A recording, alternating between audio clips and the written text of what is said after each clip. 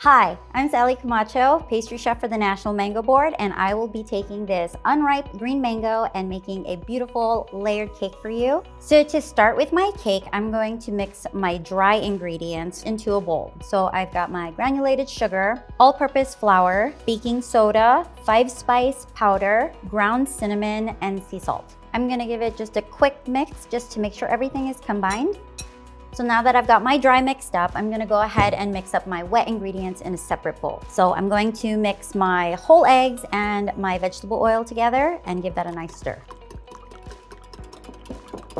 So next I'm going to just combine my wet ingredients straight into my dry.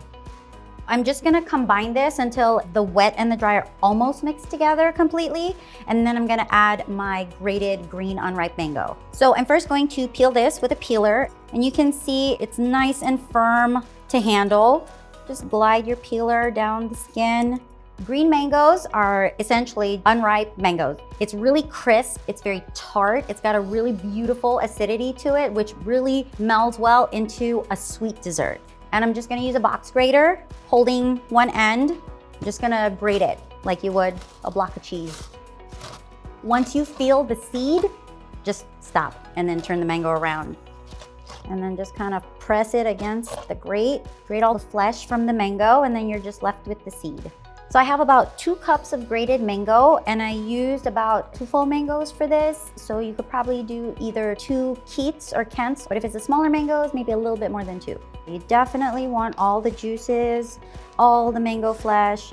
And then I'm just gonna use a whisk to slowly mix this. I basically wanna mix this until there's no more dry spots or flour spots that I see. This recipe is inspired by a carrot cake recipe that I've been doing for many years, where I just swap out the carrot with green unripe mango. So this is how we want it to look, just kind of like a runny batter. And then now I'm gonna put them in my 8-inch cake pans. And I'm just gonna divide my batter evenly. You do wanna try to get them as even as you can, because we do want them to bake at the same time. And then we also want aesthetically our layers to look the same when we're building our cake later. So I'm gonna go ahead and bake these for 30 minutes in my preheated oven, and while they're baking, we're gonna go ahead and make the frosting for our cake. For the frosting, I'm gonna start by paddling the cream cheese and whipping it until it's nice and smooth. So I've mixed it on low, and I'm just gonna scrape the bottom of the bowl so that all the chunks are all paddled out, so we have nice, smooth cream cheese. I'm just gonna mix it one more time.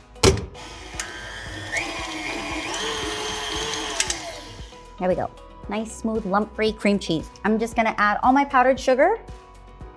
This frosting is just sweet enough that it pairs perfectly with the acidity from the green unripe mango.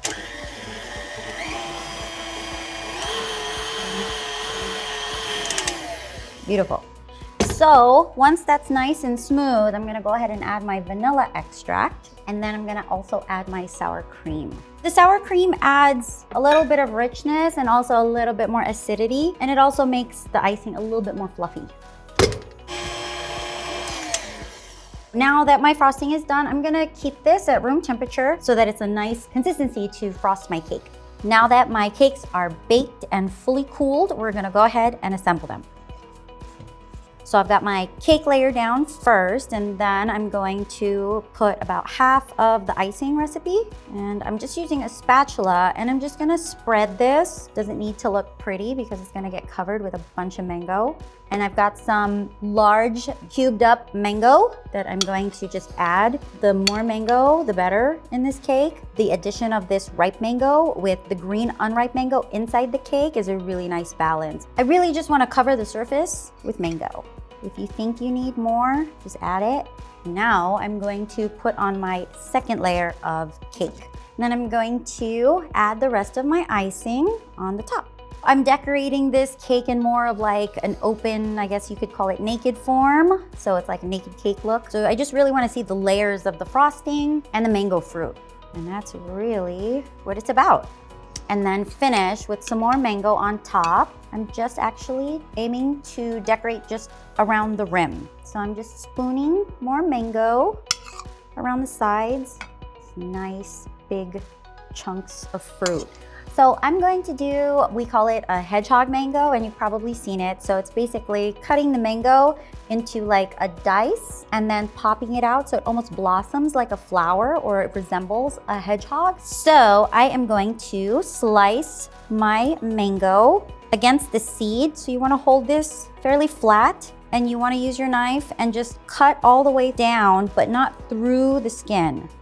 And I'm holding my knife at an angle like this, not like this. Normally we would do this. So then this actually almost kind of resembles a diamond pattern. Let's pop it out. We get this nice sharp kind of like hedgehog really look. So then now that I've got my hedgehogs cut, I'm just gonna place them around the cake. I'm just gonna add some more mango pieces next to my hedgehogs so that it kind of props it up, and also just adding more mango makes this cake even better. So historically, mangoes have been revered as a token of love, friendship, and happiness. So what better way to celebrate with your loved ones a green mango cake? The green mango really comes through as being really tart and acidic. The contrast with the sweet ripe mango and the cream cheese frosting, super delicious. If you love carrot cake, you will definitely love this little switch up. Thanks for tuning in. If you're looking for more mango how-to information and recipes, visit mango.org to learn more.